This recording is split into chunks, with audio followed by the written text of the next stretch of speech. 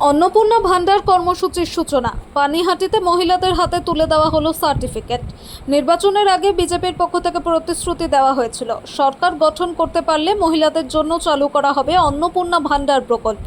সেই প্রতিশ্রুতি অনুযায়ী সরকার গঠনের পর প্রথম মন্ত্রিসভার বৈঠকেই মহিলাদের প্রতি মাসে ৩,০০০ টাকা করে দেওয়ার সিদ্ধান্ত নেওয়া হয় বলে জানানো হয়। পরে রাজ্য সরকারের পক্ষ থেকে ঘোষণা করা হয় অন্নপূর্ণা ভান্ডারের জন্য ফর্ম বাড়ি বাড়ি পৌঁছে দেবেন পঞ্চায়েত, পৌরসভা ও কর্পোরেশনের কর্মীরা। সেই অনুযায়ী বহু মহিলা লক্ষ্মীর ভান্ডারের পরিবর্তে নতুন এই প্রকল্পের জন্য আবেদনপত্র জমা দেন।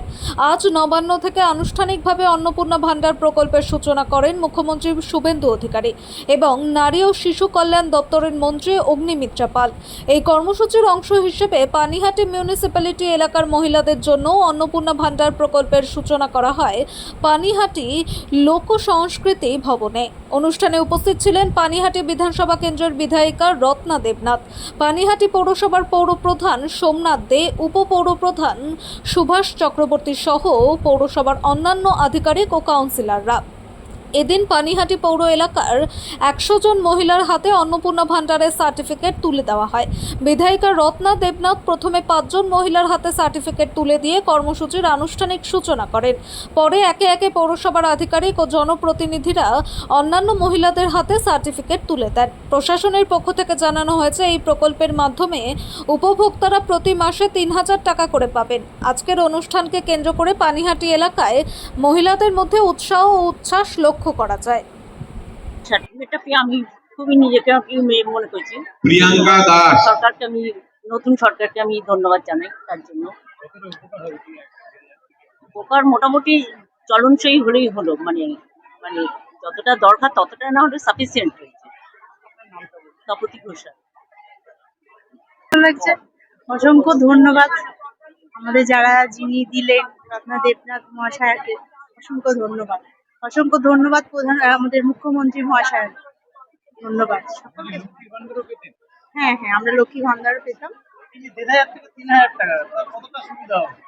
সুবিধা বলতে দেখুন, আমার তো আমার একটা ছোট ছেলে আছে, তাকে তো অনেকভাবে আর্থিকভাবে তো আমি সাহায্য করতে পারবো, তার পড়াশোনার দিক দিয়ে দেখতে পাবো। এই জন্য অসংখ্য ধন্যবাদ। আমার নাম পিয়ালি পাল।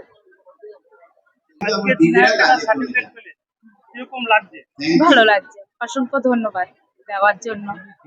ভাবছি না যে পাবো কি পাবো না, তাই ভাবছিলাম, কিন্তু পেয়ে ভালোই লাগছে।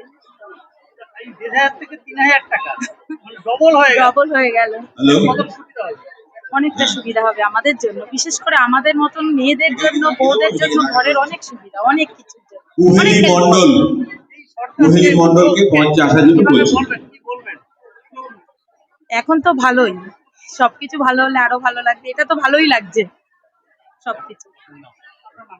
ডলি দাস। এটা কোনো বিভ্রান্তির ব্যাপার নেই। মাননীয় মুখ্যমন্ত্রীও সেটা ক্লিয়ার করে দিয়েছেন এবং আমাদের মোদিজি যে কথা দিয়েছিলেন সেই কথাটা রেখেছেন। আর তারপরে আমি বলি, যাদের বিভ্রান্ত হবেন না কেউ, মানে যাদের মানে সমস্যা, যাদের ফ্যামিলির একজন সরকারি চাকরি করেন, আমি মনে করি তাদের সত্যিই হয়তো ৩,০০০ টাকা কোনো মূল্যই নেই, কিন্তু যারা সারাদিন পরিশ্রম করে দুমুঠো ভাতের জন্য পরিশ্রমটা করেন, তাদের কাছে ৩,০০০ টাকাটা খুব জরুরি। সেই দিকটা মাথায় রেখে কোনো হতাশা যা হবেন না, আপনারা সবাই পাবেন। কিন্তু পাওয়ার জন্য যেগুলো আমাদের মুখ্যমন্ত্রী বলেছেন, যে ওখানে যে শর্তগুলো রয়েছে, সেই শর্তগুলো অনুযায়ী সবাই পাবেন।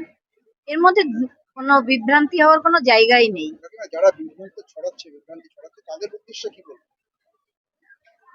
তাদের উদ্দেশ্যে বলবো, আপনারা বিগত দিনে আমরা দেখেছি কাজ করতে পারেননি, তো তারা বিভ্রান্তিও ছড়াবেন না, এটা আমি অনুরোধ করব তাদের কাছে। ওইটা আমি আজকে একটা মহতি উদ্দেশ্য, সবাই খুশি যে অন্নপূর্ণা যোজনার টাকা প্রথম পাবে, তো এই খুশির দিনে আমি ওইসব কথা বলতেই চাই না। এটা আজকে খুশির দিন, সবাই আনন্দ করুক।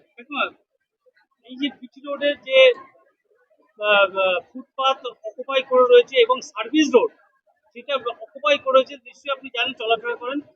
এইটা নিয়ে পানিহাটিতে একটা কিন্তু বড় সমস্যা হচ্ছে, অ্যাক্সিডেন্ট ঘটছে, যে 1 কোটি টাকা খরচ করে ফুটপাত করা হলো, সার্ভিস রোড করা হলো।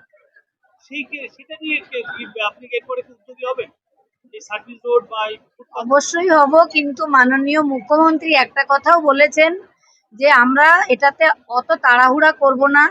যারা বেকার ওখানে ফুটপাতে বসে অন্ন সংস্থান করছেন তাদের আমরা কোনো জায়গায় একটা জায়গা বসতি না দিয়ে তাদের তুলব না, এটা কিন্তু মুখ্যমন্ত্রী ক্লিয়ার করে দিয়েছেন।